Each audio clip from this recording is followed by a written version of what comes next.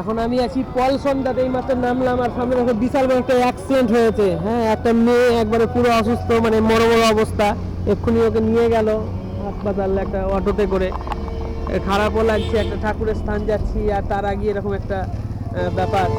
তবে যাই হোক, এরকম ঘটনা তো ঘটতেই আছে।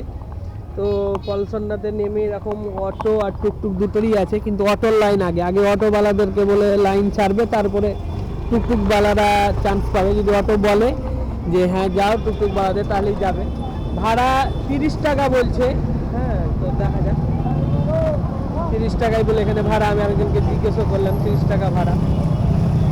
তো পলসনটা আসার পর যদি বহরমপুর হয়ে আসেন, এটা হচ্ছে বহরমপুরের দিক, যদি বহরমপুর হয়ে আসেন তাহলে আপনাকে পলসনটা মোড়ে নেমে আপনাকে, মানে যে বাস স্ট্যান্ড বলছে, মোড় বলা ভুল, বাস স্ট্যান্ডে নেমে আপনাকে ডান দিকে রাস্তা ধরে চলে যেতে হবে এদিক ধরে।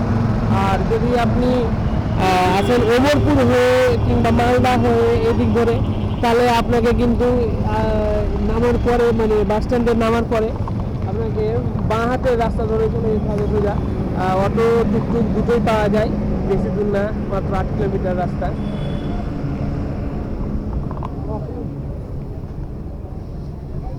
বলো, অ্যাক্সিডেন্ট করেছে বিশাল বড় ওখানে একটা। হ্যাঁ, ওখানে হ্যাঁ মোটর সাইকেলের সঙ্গে একটা মেয়ে, তাকে মনে হলো, দেখে আমি বলতে পারছি না কি ব্যাপার।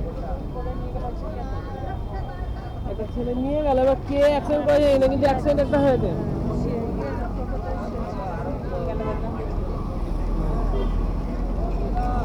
হবে হয়তো, কিংবা ওই গাড়িওয়ালাটাই হয়তো অ্যাক্সিডেন্ট করেছে, গাড়িওয়ালারই সব বউ ছেলে হয়তো এটা হতে পারে।